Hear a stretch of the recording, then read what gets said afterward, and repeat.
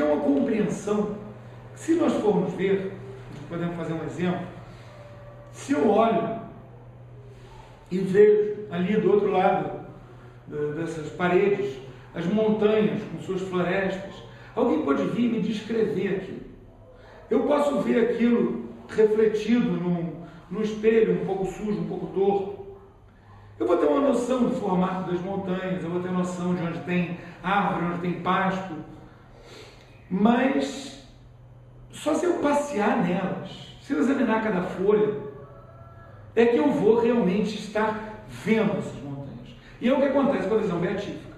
Quer dizer, essa doutrina trinitária que aqui a gente tem, por uma compreensão que é forçosamente indireta, que é forçosamente incompleta, nós poderemos e um dia teremos, se Deus quiser, e se nós correspondermos ao querer de Deus, na visão beatífica. Nós vamos estar face a face com Deus. Então a doutrina trinitária vai ser algo que nós vamos ver e entender perfeitamente. Como alguém que só olhava florestas, montanhas, através de um vidro um pouco opaco, quando ele pode finalmente passear no meio dessa floresta, ele pode ver e entender coisas que ele não tinha como perceber plenamente.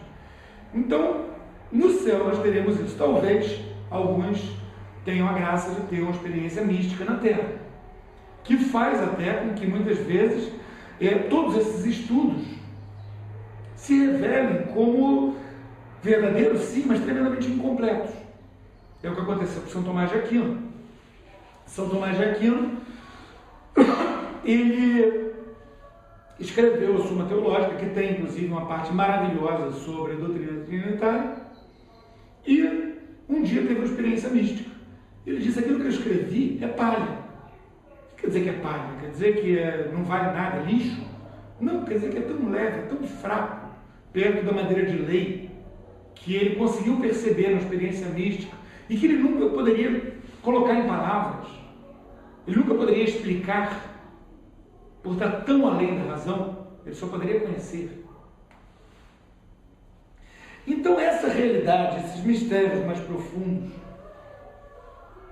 é aquilo que nós entrevemos, aquilo que se acha profundamente oculto e encerrado naquela luz inacessível onde Deus habita. É uma expressão muito bonita. Essa luz inacessível onde Deus habita. É o quê? É isso que nós teremos, com a graça de Deus, na visão beatífica. É esse mistério que está tão além da nossa capacidade de razão, da nossa capacidade de conhecimento. O que é isso? O que esse termo, então, nos indica já dentro desse campo místico? Já dentro desse campo que vai muito mais além da própria doutrina trinitária.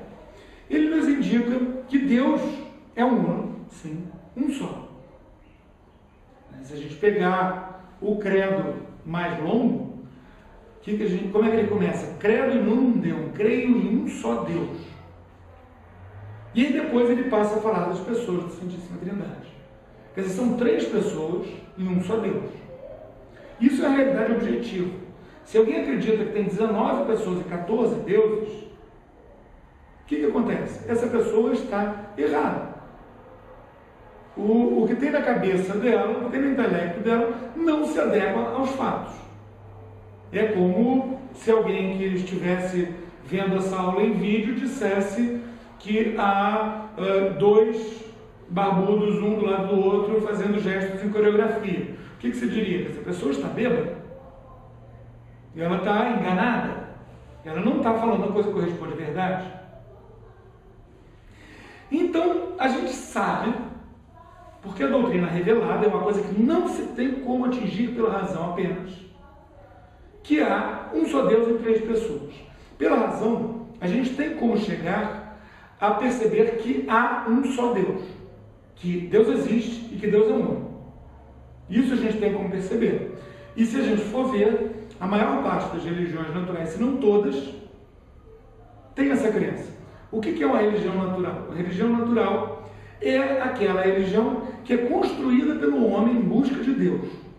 Homens bem intencionados ao longo de gerações vão juntando aquilo que eles conseguiram perceber pensando e chegam a determinadas conclusões que são forçosamente incompletas, porque o homem buscando Deus, ao contrário da religião revelada, a religião verdadeira, a nossa, que é ao homem que busca Deus, Deus vem e ensina, dá os meios de santificação, conduz, ou seja, que faz essa ligação verdadeira entre o homem e Deus, expressa de maneira mais admirável na encarnação do Verbo. Deus se faz homem. Já se a gente pega os hinduístas, eles têm milhares de deusezinhos, tem um deus do carburador, os carburadores de automóvel. Eu vi isso outro dia, achei fantástico. Eles têm um deus dos carburadores de automóvel. O que é isso? Isso é que eles estão endeusando uma coisa que realmente existe. O pessoal que só teve carro com injeção eletrônica não tem noção que um carburador pode ser caprichoso. Ele parece ter uma personalidade própria. E realmente faz sentido dentro daquela visão deles de tentar deificar o mundo inteiro, inventar um deus no carburador de automóvel. Agora, se a gente pega o hinduísta e encosta-o contra a parede, ele vai acabar dizendo que sim, há um só Deus, que criou todos os outros deusezinhos.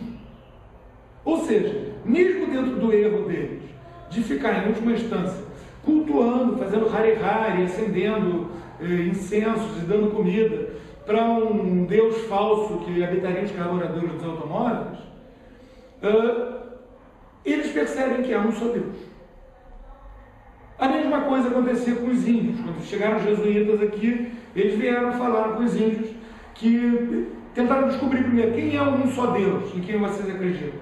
Quando conseguiram, passaram a tratar o um só Deus pelo nome indígena, como modo de levá-los a um conhecimento maior, aproveitando o que já tinha de verdade nas crenças irmãs deles. Porque junto com um só Deus que criou tudo, tinha o deusezinho disso, o deusezinho daquilo. Então a gente tem como perceber, pela razão, todas as religiões naturais percebem que há um só Deus.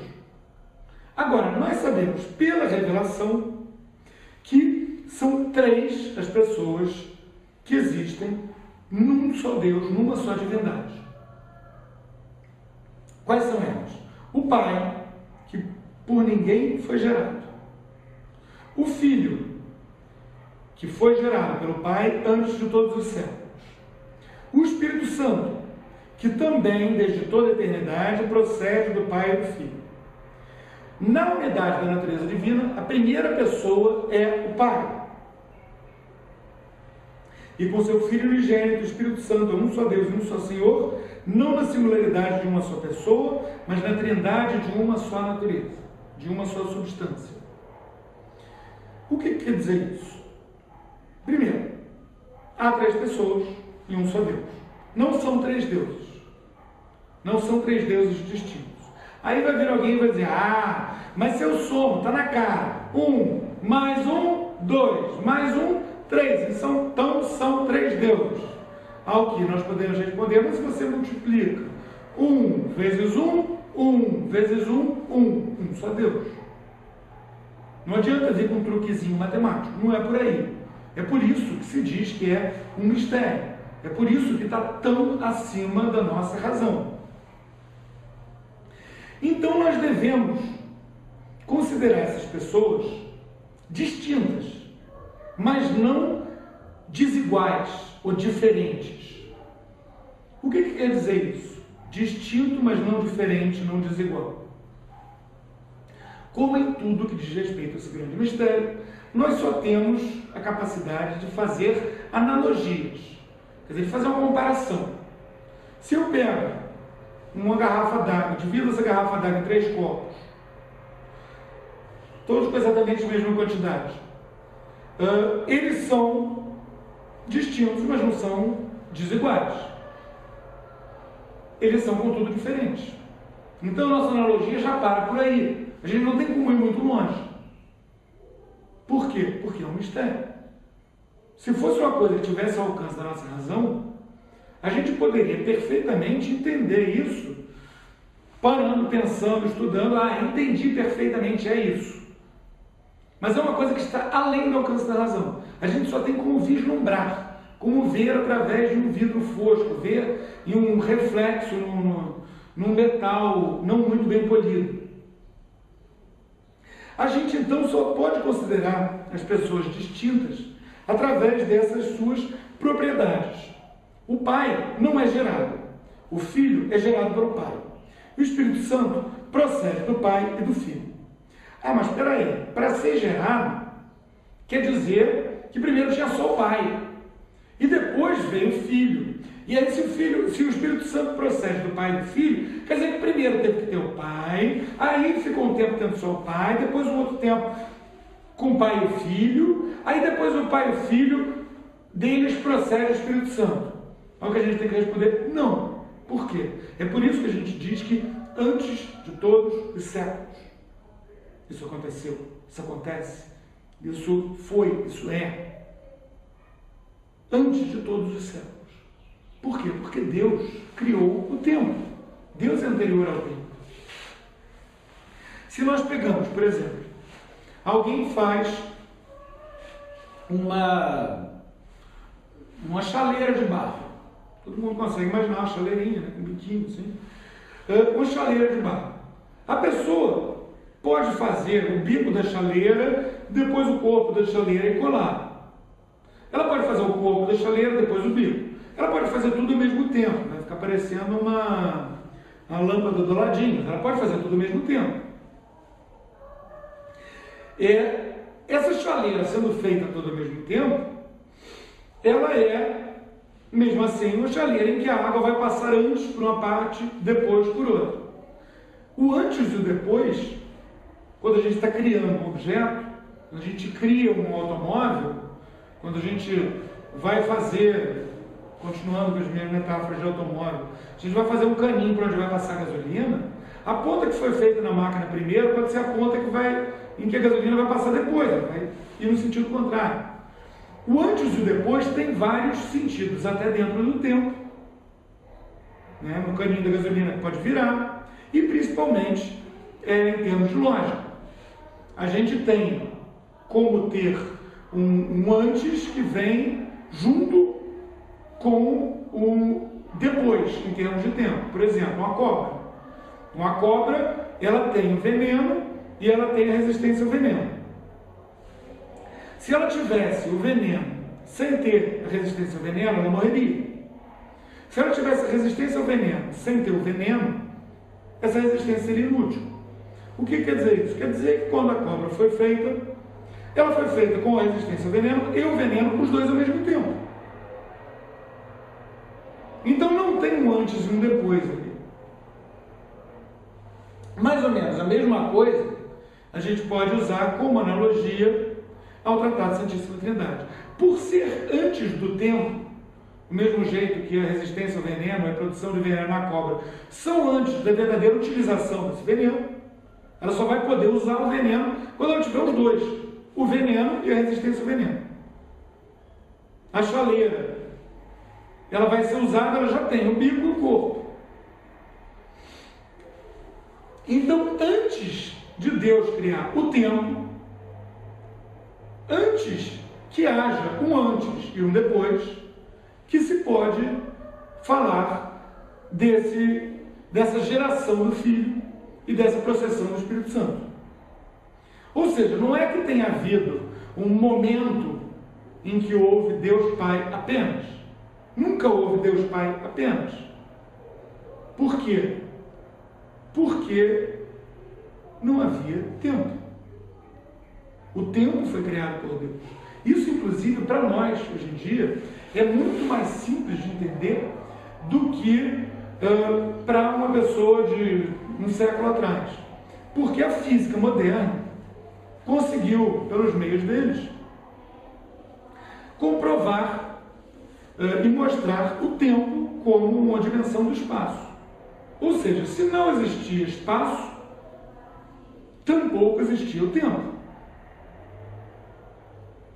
É o momento que houve antes de haver um antes e um depois. Então não tem como dizer um momento. Houve um momento em que havia apenas Deus Pai. Isso